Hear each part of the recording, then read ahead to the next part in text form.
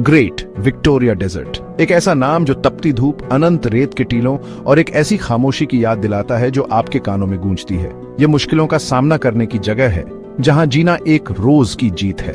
फिर भी इस कठोरता के भीतर एक मनमोहक सुंदरता है, एक नाजुक इकोसिस्टम जो जीवन से भरा है और इस अनफॉरगिविंग एनवायरनमेंट में पनपने के लिए ढल गया है। मेरे साथ चलिए ऑस्ट्रेलिया के दिल में ग्रेट विक्टोरिया रेगिस्तान के अजूबों को अनकवर करने के लिए। दक्षिणी ऑस्ट्रेलिया में फैला ग्रेट विक्टोरिया रेगिस्तान लैंडस्केप पर छाया हुआ है। यह दो राज्यों पश्चिमी ऑस्ट्रेलिया और दक्षिणी ऑस्ट्रेलिया में फैला हुआ है। पूरे यूनाइटेड किंगडम से भी बड़े एक लैंड मास की कल्पना कीजिए जो लाल रेत के टीलों, चट्टानी मैदानों और तेज धूप में झिलमिलाती नमक की झीलों से ढका हुआ है। यही ग्रेट विक्टोरिया रेगिस्तान का पैमाना है जो पश्चिमी और पूर्वी ऑस्ट्रेलिया को अलग करने वाला एक दुर्जय बैरियर है। यहां की जलवायु अपनी रेपुटेशन की तरह ही अनफॉरगिविंग है। सूरज बेरहमी से धूप बरसाता है, दिन के दौरान तापमान को आसमान छूने के लिए मजबूर करता है। गर्मी के दिन आसानी से 40 डिग्री सेल्सियस से ऊपर चढ़ सकते हैं, लाल धरती को पका सकते हैं और रेत को गर्मी की शिमरिंग वेव्स में बदल सकते हैं। बारिश कम और अनप्रेडिक्टेबल होती है, लंबे समय तक सूखा पड़ता है और फिर थोड़ी तेज बारिश होती है।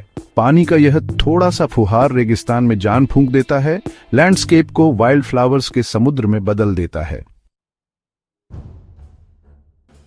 मुश्किल हालात आपको बेवकूफ न बनाएं।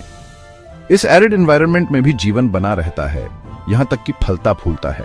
स्पिनिफेक्स ग्रास अपने नुकीले पत्तों के साथ लैंडस्केप पर हावी है। इसका सख्त बाहरी हिस्सा पानी को बचाने के लिए पूरी तरह से अडेप्टेड है। अकेशियस जैसे आइकॉनिक मुल्गा ट्री लंबे खड़े हैं, उनकी गहरी जड़ें अंडरग्राउंड वाटर सोर्सेज तक जाती हैं और बारिश के बाद वाइल्ड फ्लावर्स का एक कलेडोस्कोप फूट पड़ता है, रेगिस्तान के फर्श को वाइब्रेंट रंगों से रंग देता है। ये हार्डी प्लांट्स जीवन के अद्भुत रिजिलियंस को दर्शाते हैं। ग्रेट विक्टोरिया रेगिस्तान के जानवर पौधों की तरह ही रेजिलियंट है। कैंगरूज अपने मजबूत पैरों के साथ लैंडस्केप में उछलते कूदते हुए कम वेजिटेशन की तलाश करते हैं। थॉर्नी डेविल एक छिपकली जो लाल रेत के खिलाफ पूरी तरह से कैमोफ्लाज्ड है, अपनी नुकीली त्वचा पर सुबह की ओस इकट्ठा करती है, कीमती पानी को अपने मुंह में डालती है। नॉक्टर्नल क्रीचर्स जैसे लंबे कानों वाला बिल्बी और मायावी मार्सुपियल मोल अंधेरे की आड़ में ठंडे तापमान की तलाश में और भोजन के लिए फॉरेजिंग करते हुए निकलते हैं। Section 6 oasis of life wetlands in the desert. जिंदगी के झरने रेगिस्तान में आर्द्र भूमि। इस एरिड एक्सपेंस में जिंदगी के झरने बिखरे हुए हैं, वेटलैंड्स। ये कीमती वाटर सोर्सेज जैसे यो लेक और लेक थ्रॉसल वाइल्ड लाइफ के लिए चुंबक का काम करते हैं। बजरिगर्स के झुंड उनके हरे और पीले पंखों की चमक इन वाटर होल्स पर उतरते हैं, जिससे आवाजों का शोरगुल पैदा होता है। वेटलैंड्स कीड़ों से भरे हुए हैं जो दूसरे जानवरों के लिए जरूरी फूड सोर्स का काम करते हैं। ये ओएसिस इस सूखी जमीन में पानी की जीवनदायिनी शक्ति का प्रमाण है। Section 7 ancient ties and modern encounters. पुराने रिश्ते और नए मुलाकात। ग्रेट विक्टोरिया रेगिस्तान हजारों सालों से एबोरिजिनल लोगों का घर रहा है। कोगारा और मिर्निंग लोग और दूसरे लोग इस जमीन से गहरा स्पिरिचुअल जुड़ाव रखते हैं। रेगिस्तान के बारे में उनका पुराना ज्ञान जो पीढ़ी दर पीढ़ी चला आ रहा है ने उन्हें इस चुनौतीपूर्ण एनवायरनमेंट में सर्वाइव और थ्राइव करने में मदद की। रेगिस्तान का यूरोपियन एक्सप्लोरेशन 19वीं सदी में शुरू हुआ। अर्नेस्ट जाइल्स और फ्रैंक हैन जैसे एक्सप्लोरर्स ने इसके विशाल एक्सपेंस का चार्टिंग किया।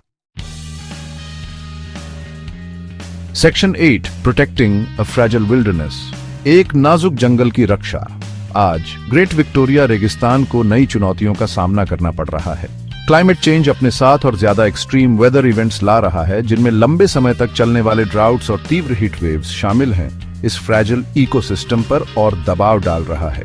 इस यूनिक एनवायरनमेंट की रक्षा के लिए कंजर्वेशन एफर्ट्स चल रहे हैं, जिनमें नेशनल पार्क्स और रिजर्व्स की स्थापना शामिल है।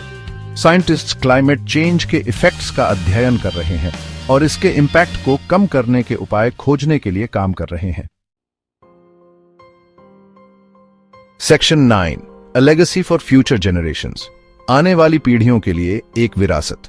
ग्रेट विक्टोरिया रेगिस्तान एडेप्टेशन की शक्ति और पृथ्वी पर जीवन की इंटरकनेक्टेडनेस का प्रमाण है। यह एक रिमाइंडर है कि सबसे कठोर एनवायरनमेंट्स में भी जीवन अपना रास्ता खोज लेता है।